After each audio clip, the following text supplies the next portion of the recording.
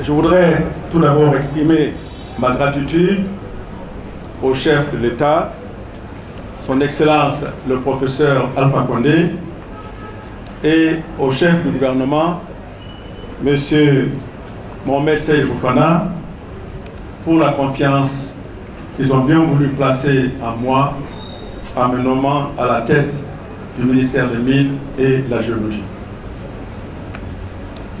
Monsieur le ministre, Mesdames et Messieurs, honorables invités, je voudrais également remercier très sincèrement le ministre Mohamed Lamine Fofana pour le travail énorme abattu au cours des 3 dernières années. Le syndicat, la Chambre des mines, en a cité un bon nombre, mais je voudrais également ajouter ma voix pour le féliciter et le remercier d'avoir défriché un chemin aussi difficile. Mes vœux de bonne chance et de succès l'accompagnent dans ses fonctions futures.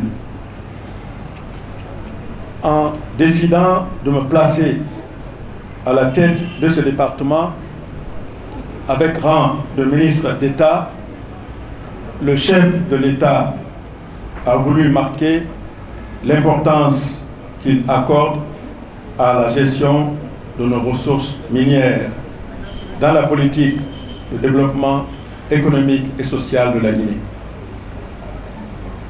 Après des décennies de frustration, les mines doivent cesser d'être une malédiction et devenir une bénédiction pour aider à diversifier notre économie, à transformer notre pays et à terme en faire un pays émergent. C'est dire que notre nomination nous place devant des défis énormes, compte tenu de la complexité de l'histoire tumultueuse des relations entre les compagnies minières et la Guinée, tant au niveau de l'administration centrale que des populations locales. Monsieur le ministre des Mines sortant vient de citer quelques-uns de ces grands défis. Je l'en remercie. Et je lirai avec beaucoup d'attention le mémorandum auquel il a fait allusion. Pour relever ces différents défis, les principes de base de notre action devraient être, à mon avis, transparence et rigueur, dialogue et confiance mutuelle entre toutes les parties. Il nous faut rétablir la confiance avec l'ensemble des investisseurs présents et potentiels. Les règles du jeu doivent être connues de tous et être appliquées avec équité. Les difficultés éventuelles d'application doivent être résolues par un dialogue constructif. Les compagnies minières ne sont pas des ennemis, mais des partenaires.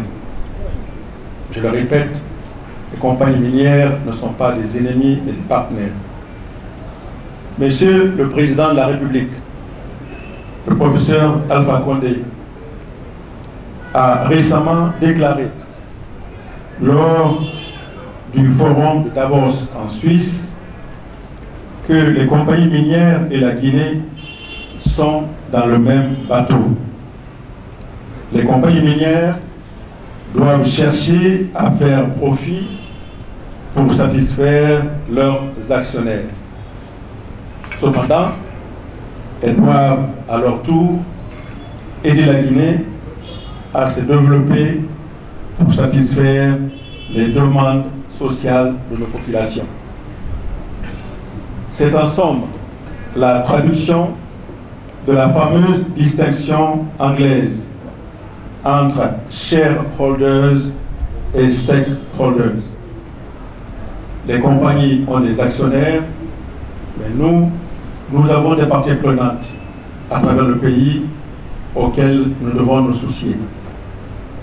Messieurs les ministres, honorables invités, mesdames, messieurs, j'en appelle donc à l'ensemble des compagnies minières de se mettre ou de se remettre au travail pour investir, créer des emplois et créer la richesse et donner ainsi espoir à nos populations, plus particulièrement celles qui vivent autour des exploitations minières.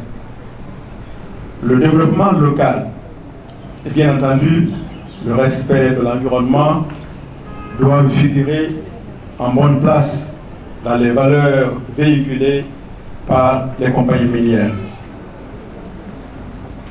Je voudrais dire aux compagnies minières, très amicalement, mais aussi très fermement, que le temps des hésitations et des petits calculs est terminé.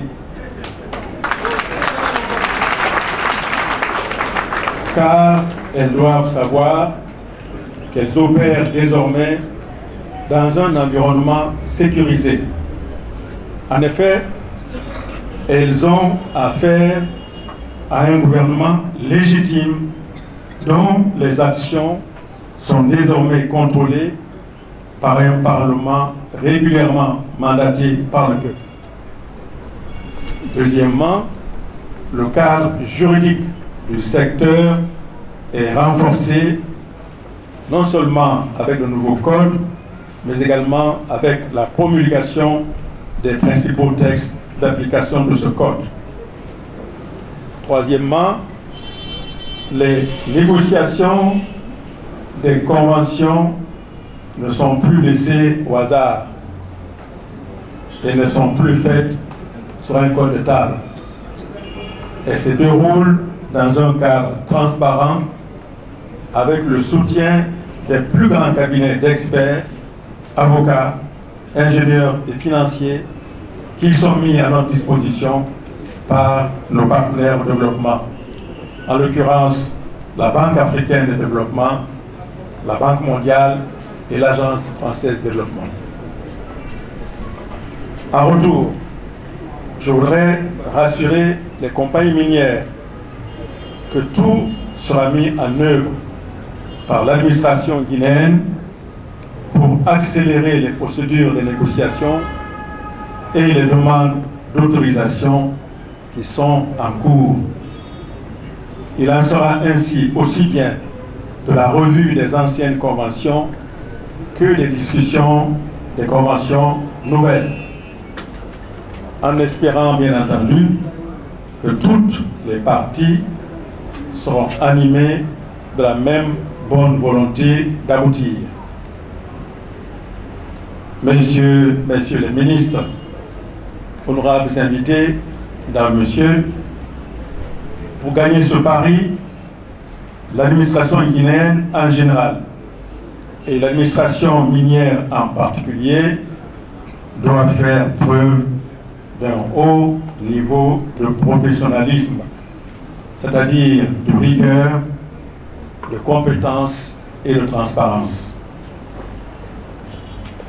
Je m'adresse particulièrement à monsieur le secrétaire général, monsieur le chef de cabinet, mesdames et messieurs les conseillers et directeurs et aux différents cadres du ministère et également des établissements publics sous tutelle. Je leur dis que nous allons ensemble procéder à un diagnostic minutieux du fonctionnement du ministère des Mines et la Géologie et de nos relations avec les différents acteurs du secteur. À l'issue de ce diagnostic, des mesures appropriées seront prises pour redynamiser le ministère et l'ensemble du secteur minier. Messieurs les ministres, mesdames et messieurs, honorables invités, derrière un grand ministère se trouvent des collaborateurs dévoués, consciencieux, efficaces. C'est pourquoi je voudrais vous féliciter tous pour le travail que vous avez abattu ces 3 dernières années sous la direction clairvoyante de M. Mohamed Lamine Fofana, et je voudrais vous encourager à redoubler d'efforts pour poursuivre et approfondir les réformes. Sachez tous que je suis très heureux d'être parmi vous et de travailler en étroite collaboration avec tout le monde, sans a priori et sans préjugés. Je vous rassure de ma totale disponibilité et compte sur tout un chacun pour réaliser avec succès les objectifs qui nous ont été fixés. J'invite donc tout le personnel, à tous les niveaux, à s'engager pour le renforcement de l'idéal du travail bien fait, seul garant du succès. Je profite de l'occasion pour remercier très sincèrement les partenaires au développement qui ont tous accepté de nous accompagner pour nous aider à redresser le secteur minier. Je pense entre autres à la Banque mondiale, à la Banque africaine de développement et à l'Agence française de développement. Je voudrais les assurer de ma ferme volonté de poursuivre et approfondir la coopération. Je voudrais enfin remercier Dieu le Tout-Puissant qui m'a donné la chance et la santé pour continuer à servir mon pays et à participer au développement économique et social de notre chère Guinée. Je prie que Dieu me donne la sagesse et la force d'être à la hauteur de la grande confiance que le chef d'État a placée en moi. Messieurs les ministres, mesdames et messieurs, honorables invités, je vous remercie de votre aimable attention.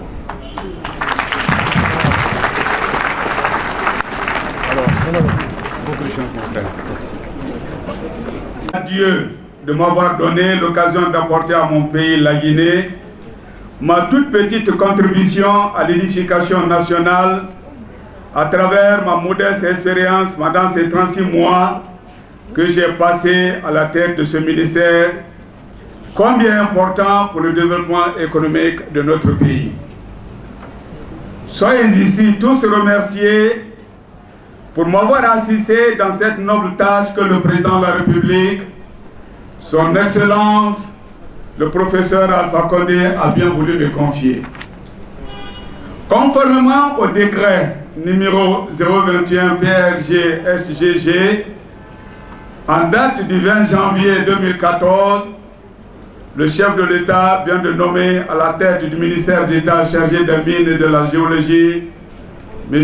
Kefala Yansane, pour conduire ce département stratégique de l'économie nationale. En votre nom, je félicite notre frère pour avoir mérité cette confiance de continuer à relever les grands défis auxquels le secteur minier est toujours confronté. En votre nom, je lui souhaite plein succès dans cette lourde tâche et la bienvenue à la tête du ministère des Mines et de la Géologie, désormais érigé en ministère d'État, où vous serez appelé, Monsieur le ministre, à mettre en œuvre, entre autres, la nouvelle politique minière conformément à la vision de développement national de Monsieur le Président de la République. Mesdames et Messieurs, honorables invités, mes remerciements chaleureux vont à l'ensemble des partenaires au développement qui nous ont assistés durant mon passage à la tête de ce département pour leur contribution dans les réformes structurelles que nous avons entreprises, réformes sans lesquelles nous n'aurons pas réussi dans la mise en œuvre du changement.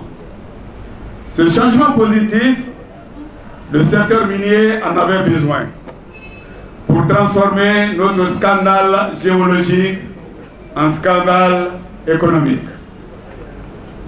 Monsieur le ministre d'État, sans anticiper sur les recommandations contenues dans la lettre de mission qui vous sont assignées par Monsieur le Président de la République, sous la dynamique direction de M. le Premier ministre et chef du gouvernement, son Excellence Mohamed Saïd Fofana, d'importantes mesures ont été prises. D'autres sont en chantier, tant du point de vue structurel, législatif et réglementaire, ainsi que dans la mise en œuvre des grands projets de développement. Avec la contribution de chacun des braves travailleurs du département, nous avons abouti aux résultats auxquels nous sommes parvenus.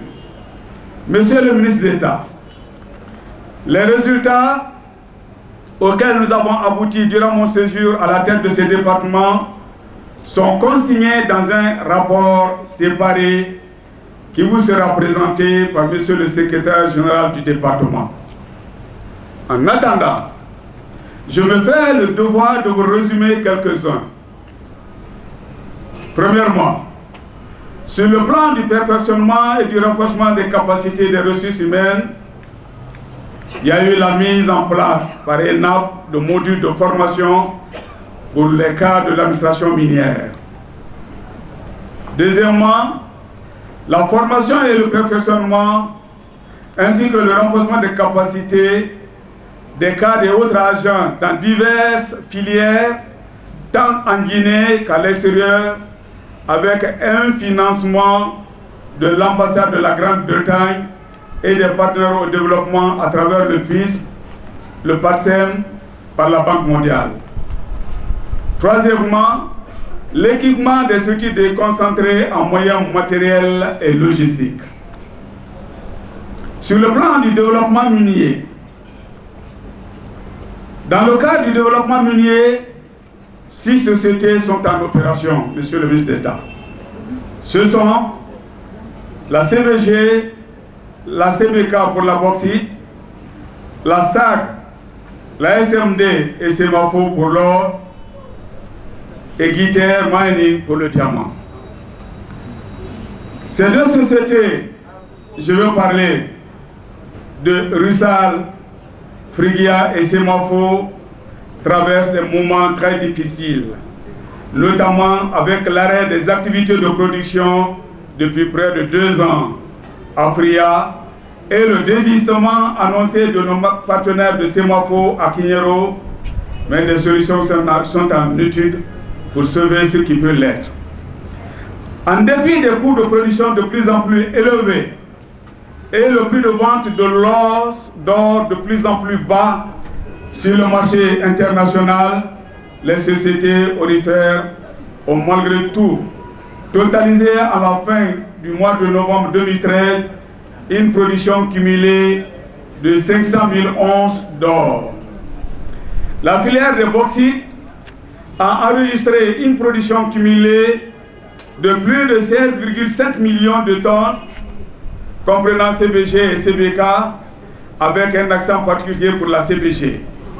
Il faut noter à cet égard que la CBG a atteint pour la première fois de son histoire la production de 14,5 millions de tonnes de bauxite et qui a permis à l'État d'engranger 161 millions de dollars américains, ce qui n'est pas encore arrivé depuis la suppression de la taxe spéciale sur la bauxite en 1987. Dans le secteur du diamant et de la production du minerai de fer, les résultats restent mitigés.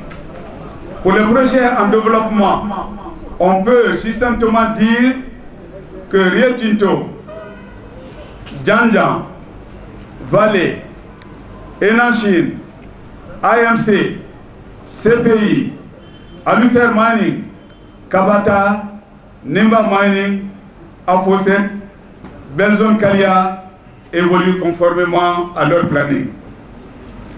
Et il faudrait particulièrement insister sur le nouveau projet de Global Alumina Gap qui a été lancé par le chef de l'État à l'occasion du forum Guinée-ISBAC d'Abu Dhabi avec un investissement annoncé de 5 milliards de dollars américains piloté par Moubadala, ainsi que l'extension de la capacité de production de CBG.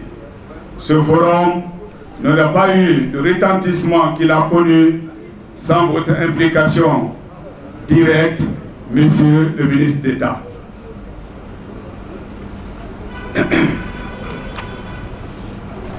Il faudrait, non, du moins dans le secteur du diamant et de la production du minerai de fer, les résultats sont plutôt mitigés. Pour les projets en développement, on peut succinctement dire que Rio Tinto, Djandja, BG Valley, Enanchine, AMC, CPI, Alufer, Kabata, Nemba Mening, Abosset, Belgium, Kalia évoluent effectivement conformément à leur planning. Maintenant, sur le plan réglementaire et institutionnel, la déclaration de la nouvelle politique minière élaborée attend d'être adoptée par le gouvernement avec les orientations stratégiques. Le code minier est son amendement avec l'appui financier de l'AFD. La signature d'un contrat d'assistance de gestion avec le groupe Alcoa qui a abouti à la nomination pour la première fois d'un Guinéen à la tête de la compagnie de bauxite de Guinée et la reconduction en janvier dernier d'un second Guinéen à la tête de la même compagnie. Les tests d'application du code minier adopté le 11 septembre 2011 et son amendement intervenu le 8 avril 2013 sont en cours de finalisation. Le démarrage effectif du projet PATSEM et dans le cadre de l'ITE, nous sommes sûrs et certains que nous sommes sur la voie de la conformité de la Guinée pour avril 2014. Sur le plan de la promotion, pendant notre passage, le département a participé régulièrement à toutes les rencontres promotionnelles internationales relatives à l'industrie minière. Le symposium Mine Guinée, tenu en avril 2011, a connu la mobilisation de plus de 100 et de 1000 participants. Il faut signaler également la présentation à Londres du code minier à l'ensemble des acteurs intervenant dans le secteur minier guinéen et le forum de Abu Dhabi en 2013 et les préparatifs sont en cours pour le PDAC. Sur le plan de la coopération, au niveau de la Mano River Union, les études relatives à l'harmonisation de la fiscalité des 3 États, Guinée, Libéria et Sierra Leone, et l'analyse stratégique du secteur minier ouest-africain sont en cours sur le financement de la Banque mondiale. L'Open Society Institute for West Africa développe un partenariat avec le secteur minier pour la formation dans les industries extractives. Notre pays devait abriter au cours du dernier trimestre 2013 le sommet des pays africains producteurs de diamants, la DPA, mais la tenue de cette importante rencontre a été reportée à cause des élections législatives qui devaient se tenir du moins à la même période. Excellence, Monsieur le ministre d'État, vous vous apprêtez à prendre en charge un département où vous trouverez des collaborateurs engagés. Je peux vous rassurer que leur détermination à vous accompagner dans l'atteinte des objectifs de la mission qui vous est assignée. Mais aussi, il faut reconnaître que pour atteindre les objectifs, la qualification des ressources humaines seule ne suffit pas. Il faut les moyens financiers en particulier. Si par ailleurs deux objectifs non moins importants n'ont pas pu être atteints, c'est parce qu'il a manqué des moyens. Il s'agit essentiellement de la mise en place d'un laboratoire de référence international pour analyser les 800 à 900 000 échantillons qui sont expédiés chaque année vers les pays voisins tels que le Mali, le Burkina, le Sénégal, la Côte d'Ivoire et même l'Australie. Ce qui représente un manque à gagner d'environ 36 millions de dollars américains par an pour notre pays. Deuxièmement, c'est la relance de la recherche géologique abandonnée par l'État guinéen depuis l'Office de recherche géologique ORG en 1968. et le levé géologique en 1994, pour lesquels l'État a apporté les fonds de contrepartie de financement de 10%. Mais l'État lui-même n'a jamais procédé à un quelconque financement. En effet, seuls 6 000 km² de notre territoire national ont été couverts à l'échelle de 1 100 millième, ce qui revient à dire que le sous-sol guinéen est encore mal connu. C'est dans ce cadre que les résultats des recherches géophysiques aéroportées exécutées par Géosurveil doivent être rachetés par la Guinée afin de mieux orienter la recherche géologique. Troisièmement, la mise en place d'un fonds de négociation des conventions et accords miniers qui nécessite le recrutement d'avocats de renommée internationale permettant d'appuyer nos experts nationaux dans le cadre des dites négociations. Cela, tant en Guinée qu'à l'extérieur.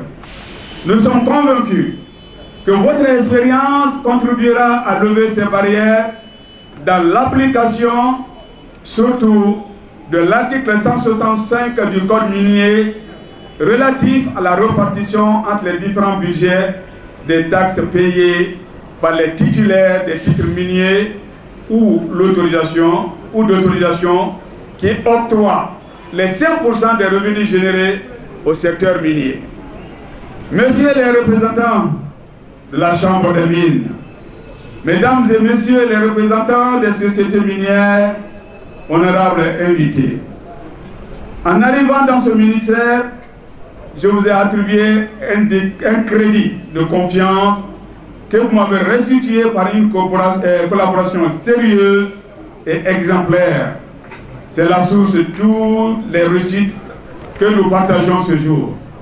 Au moment où je cède la place à son Excellence M. Kerfala Yansene, je vous invite à lui apporter un soutien constant et une collaboration sincère. Monsieur le ministre d'État, le vaste chantier du secteur minier que vous rejoignez aujourd'hui est complexe et plein d'embûches, cependant exaltant.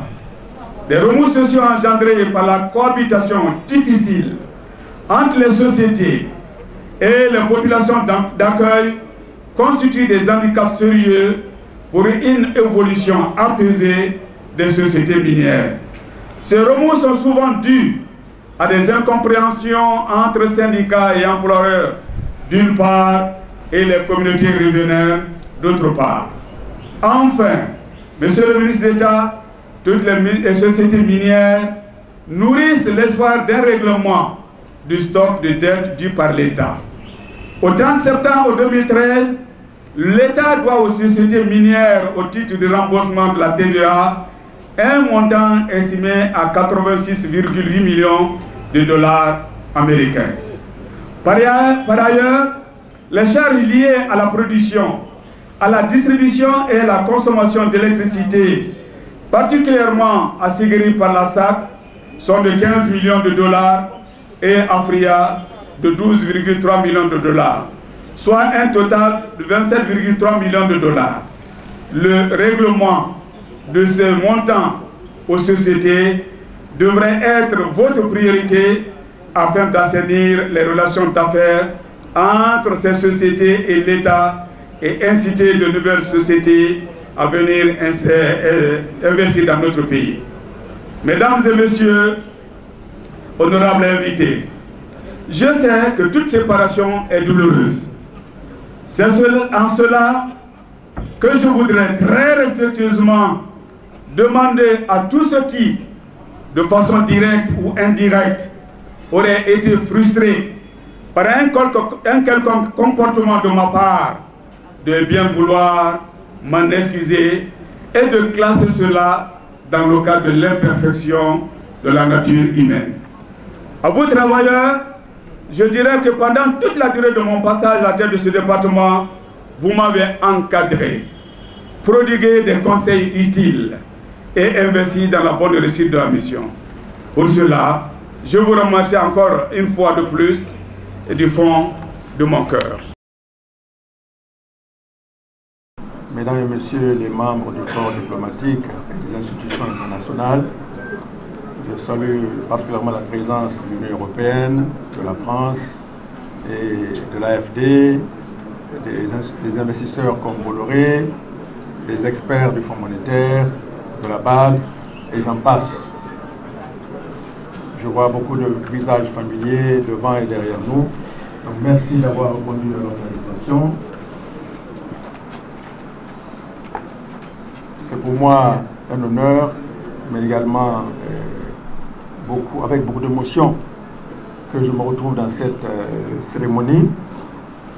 Je voudrais tout d'abord remercier profondément Monsieur le Président de la République et Monsieur le chef du gouvernement, le Premier ministre, pour la confiance qu'ils m'ont faite en me nommant, en me renouvelant leur confiance et en me nommant ministre d'État chargé des mines et de la géologie.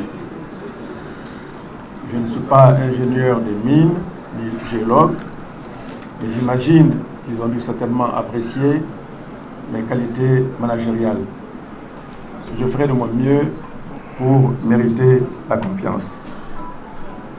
Je voudrais profiter de l'occasion pour remercier les autorités de la transition militaire qui m'avaient fait appel alors que j'étais conseiller du gouvernement de la RDC à Kinshasa, afin que je revienne aider à stabiliser notre économie après de graves dérapages. J'ai fait de mon mieux. Je sais que les résultats ont été difficiles, mais si on vous révélait la réalité, vous aurez encore plus peur.